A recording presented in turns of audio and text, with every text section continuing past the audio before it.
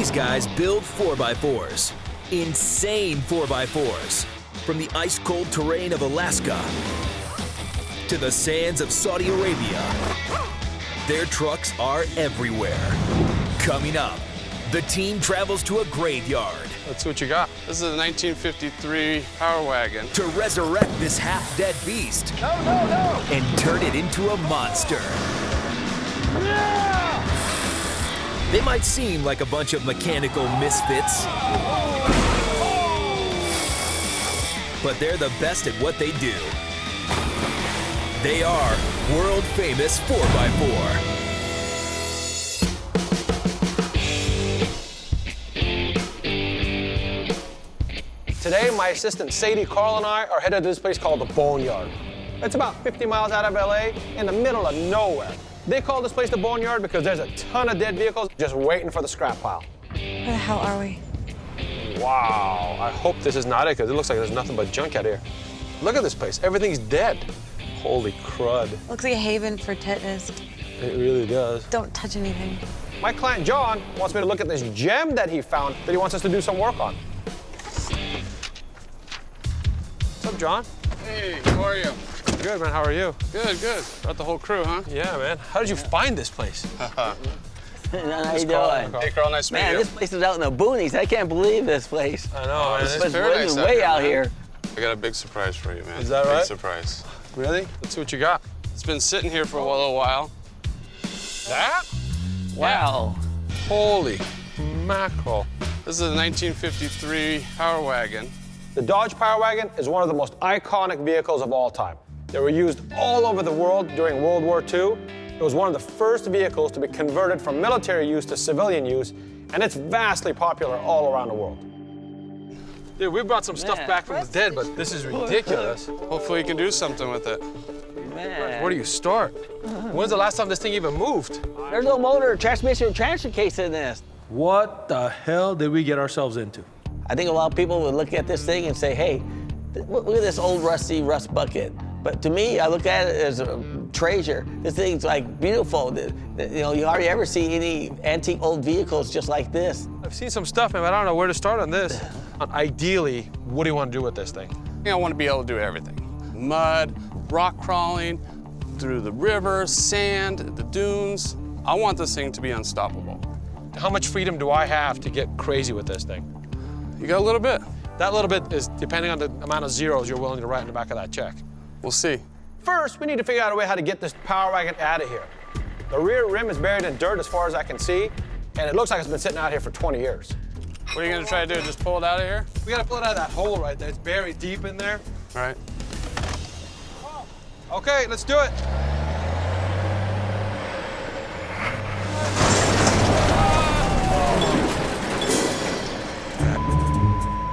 I was like, oh my God, what did I just do? I don't think I pulled too hard. I just think the frame was just rusted out. Did you figure that out after the first 100 yards of you dragging the half of the cab away? Or I the first... know, yeah. The only thing that I'm thinking right now is either John's gonna kill me or I'm gonna kill you. Hey, John, I'm sorry, man. We got this under control, dude. Don't worry about it. I I hope know it so. looks bad right this second. I think we can fix this. Right now, my main goal is to get this truck in the back of the flatbed and get it to the shop. Can't believe that. Don't break that too. We got this. Next time you see this truck, it'll look brand new. Trust in you. I'm really glad that John has the confidence in us to build this truck the way he wants it. One of the challenges that I have is this project started out as a one-piece vehicle, now I'm working with two pieces. It's gonna be a ton of work.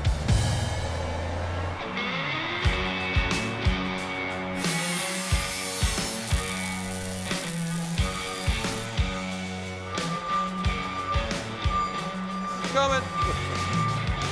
Well, what happened to this thing? That's what happened. Well, Carl. That says it all in one word, Carl.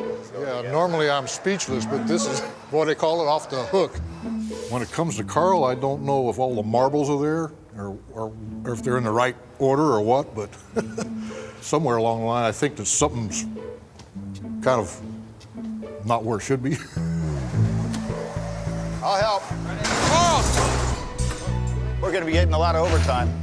We got to make a truck out of two pieces.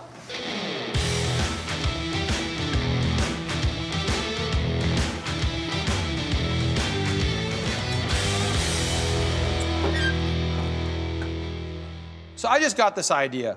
I got a Suburban here that I got from a good friend of mine.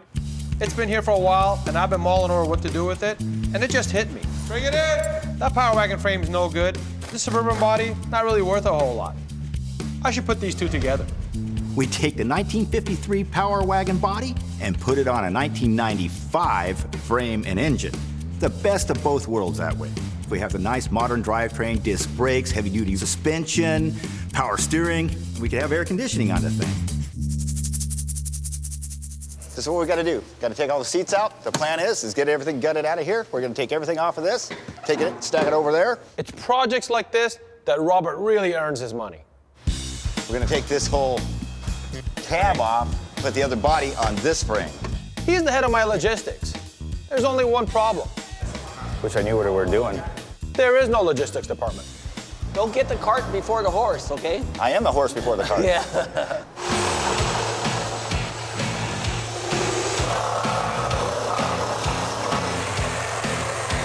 We're good. And 3. Oh my God, this way. Oh. That's what I'm talking about. Now that we've got the 1995 Suburban stripped down to nothing but an engine and a frame, we got to see if the 1953 Power Wagon body is going to fit on there somehow. Okay, let's roll this thing in and see how this fits. All right.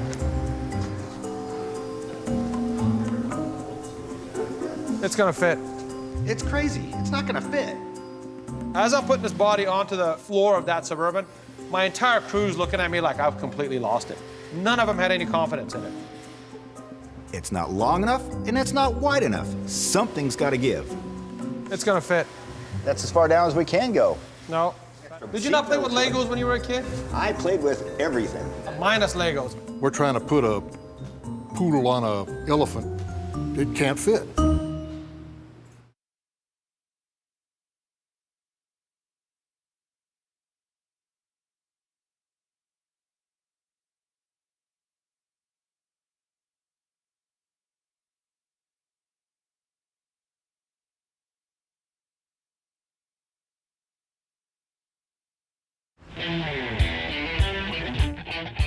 It's day one of our 1953 Dodge Power Wagon project, and so far, things have not gone well. We broke the truck in half, now we have less than 3 weeks to put this beast back together and get it out climbing rocks. The team and I have decided that the best way to approach this project is by taking the old Power Wagon body and putting it onto a more modern chassis. That's gonna save us time. The bad thing about it, nobody's done this. Everything's going to be A to Z, having to figure out how to make it work. Wait, no! Whoa, whoa. Trying to put this Power Wagon body on this frame that we chose, it's just not going to fit. So my team was right. This Power Wagon body isn't fitting this modern chassis as easily as I thought. And this is why I love Rich. While everybody else is thinking inside the box, Rich just comes out and says, let's make the box bigger. Everything's possible. We just cut this whole thing down the middle and sectioned it. He's already seen us break it in half. Now he's gonna watch us cut it in half. So what Rich is saying to do is to widen the whole truck by 2 feet, lengthen the bed by 3 feet, and now the extension that we did, this whole thing has to look seamless. There we go. This truck needs to be a one of a kind, and now we've just created a lot more work to make sure that this truck ends up being just that. All right, we're about there. Are we? Hopefully we're driving this thing later today. Did he say we're gonna be driving this thing later today? That's what he said. As fast as he thinks it, that's how fast he thinks it's going to get done.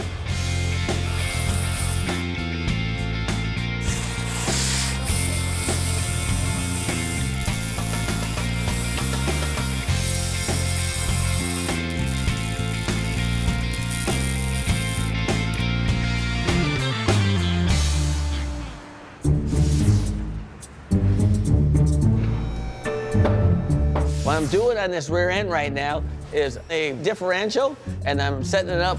That's one of my specialties. A differential is what turns the tires.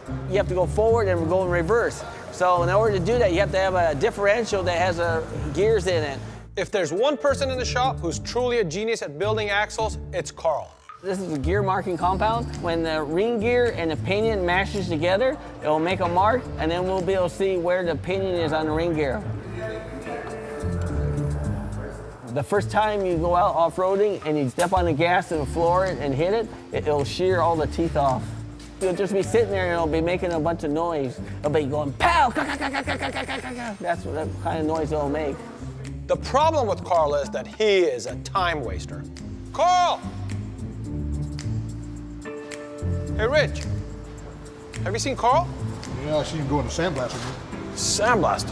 Sometimes to make a part look perfect, you gotta spend a little time with it. I have given him very clear directions. Carl, don't sandblast anything ever.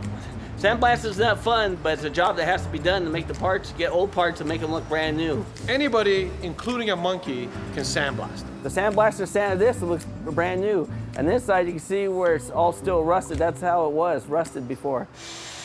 Carl, what are you doing? Sandblasting. Dude, how many times have I told you, don't sandblast? You gotta get in there and get that axle done and get it out of here. It's just a job that has to be done. I don't think Yeah, you but should I be mad asked about you it. not to do it. I just asked you not to do it. I hired somebody to stand next to you that every time you need that done, you tell him, hey, dude, go take this and go do this. And as soon as I walk away, come back, now you're doing it. I don't know what else to say. It takes him an hour and a half to watch 60 Minutes. I mean, I don't know what to tell you. I mean, that's just the way it works with this guy. I'm trying to work as fast as I can. It seems like no matter how fast I work, I'm not working fast enough to please him.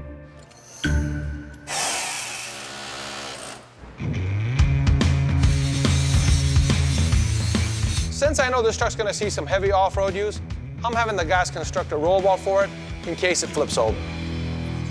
Grizzly's my muscle. If anything around here needs to get lifted, moved, shoved, or bent, he's the guy to go to. It's like having an extra forklift around here. At the shop, everyone calls me Grizzly because I can lift anything and, oh well, to a certain limit, but more than anybody else can here.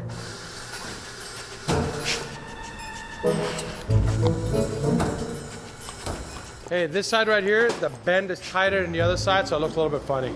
So go ahead and either put more bend into that or take this bend out.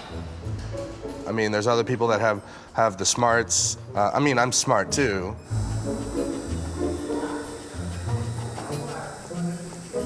That's how good my eye is. Hendrick's crazy. I measured this thing 20 times, and it's perfect. Let's just stick it in the bender, run it for a second, don't actually bend anything. We'll have him look at it, and he'll be like, sick. Don't actually bend it, because I think it's perfect.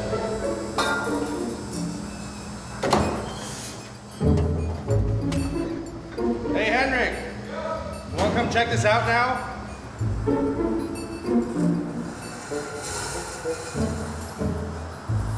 That looks really good. Now you guys got it. You nailed it. I love it when my plans come together.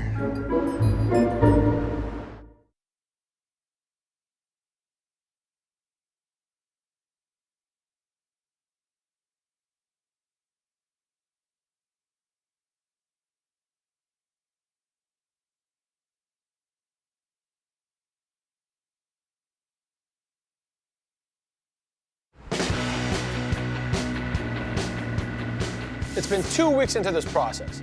We've taken a client's car and broke the thing in half. We've taken a perfectly good running Suburban and taken the body off and thrown away just to use its frame. Now we're at a pivotal point. We've got the thing running, but there's a lot more work to be done. We're taking the truck to Hungry Valley, California. This place is awesome. It's the most popular playground for four-wheelers on the West Coast. Here, we'll test the suspension and the durability of the frame by putting it through the toughest rock climbs that the park has.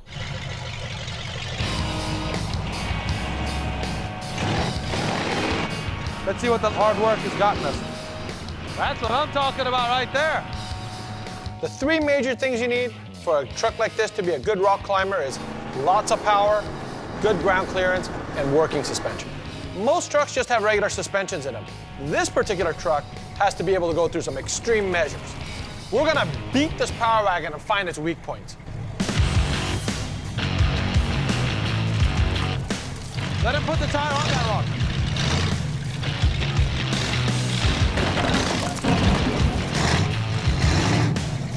Oh my God, that was close. Too big a rock. Carl's pounding the heck out of the front differential. It's hitting rocks left and right. We have a lot of money into that differential. He's gonna wreck the diff. It's okay, it's okay, let him rip.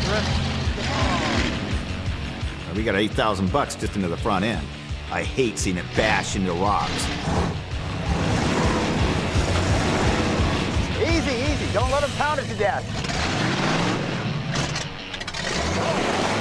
Look, something's leaking now. It's cold. So I'm looking down in the dirt and I see fluid. That's problem number one. There you go, there you go. There it is. I hear a lot of damage. No, no, no. Oh! Every time I hear a crash, that's money leaving my pocket.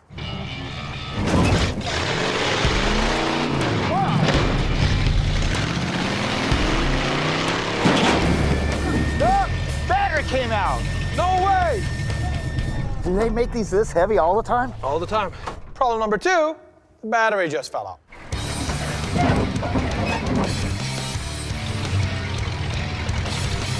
Stop right there.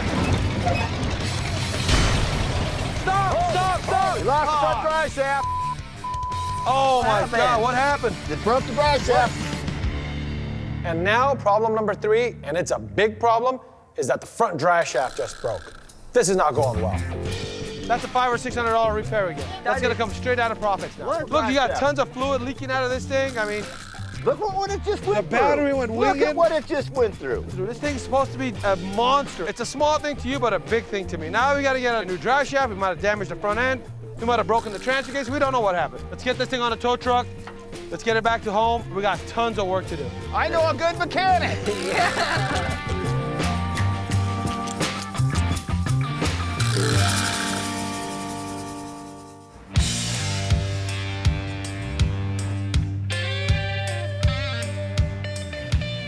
A couple of days ago, we're out testing the 1953 Power Wagon. The front drive shaft that puts the power down to the front differential snapped in two. Takes a yoke, that goes to the front, this is the back. So we're gonna put a better one in, a bigger one in, and it's never gonna break again.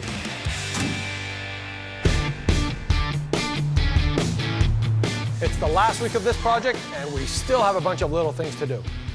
Right now, I'm having Carl take a look at this frame, reinforcing it where it needs to be, and seeing if there was any damage done to it while we're out testing it out in Hungry Valley. I'm going in and I'm gonna make this thing badass. We're one big step closer to the end now. Now that we have the mechanical issues out of the way, it's time to make this truck beautiful. Right now, we're fabricating a new windshield frame and installing the new bumper. And Rich is installing the new widened hood.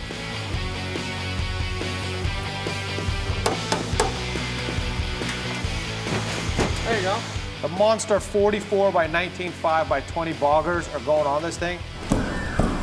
It's gonna set this thing off. It's gonna look really sharp. Finally, it's time to get some paint on this Power Wagon. John wanted something that was eye-catching and fun-looking.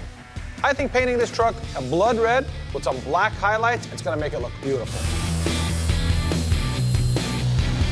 It's awesome to see something that was just a wreck, basically a bucket of bolts and rust that was ready to go to scrapyard, be brought back to life and be a show truck. I mean, that's the most gratifying thing you can do. It's the best part of being in this business. The next thing I'm looking forward to now is handing this thing off to John and seeing the look on his face.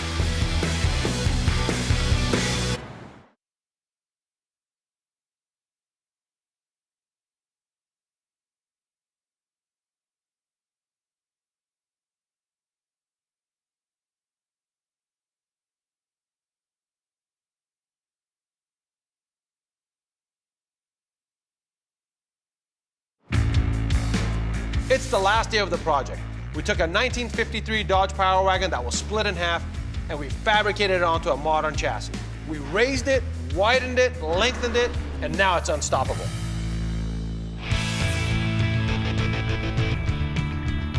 We're taking the Power Wagon up to Pismo Beach, California. This place is the perfect spot to show off the client's new ride. This destination is one of the most famous places in the world for off-roaders. This place is awesome because you can take your vehicle and drive it right on the beach, go through the dunes, and have the ocean in the background. I brought you out here so you can see what we did. Can't wait to see it. right, let's do this. Great. Beautiful out here. Hey, Carl, you have your radio on? Yeah, go ahead.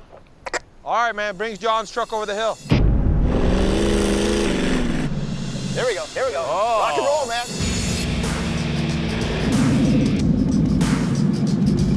I'm hearing it. Whoa. There you go. Wow. Yeah. There it is. Wow. That's how it's done, man. Look at that bad Wow. That thing's bad. boy. Isn't it? Sick. It's an huge. animal. It's awesome. Yeah. It is. Monster. I love it. We brought this half-dead, prehistoric beast out of the past and into the future. There's only one thing left to do, John, and that's let you to drive your animal. Let's You go. ready? I'm ready. All right, let's do this. Yeah. Thing sounds good, baby. Drive? Go for it, man.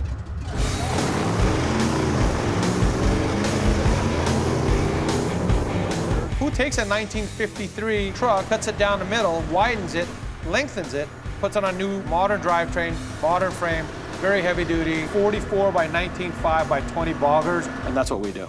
Give it the gas.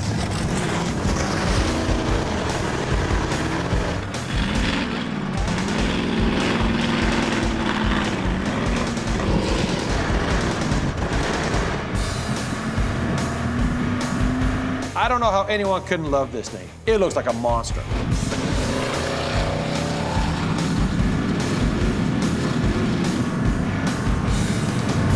Yeah!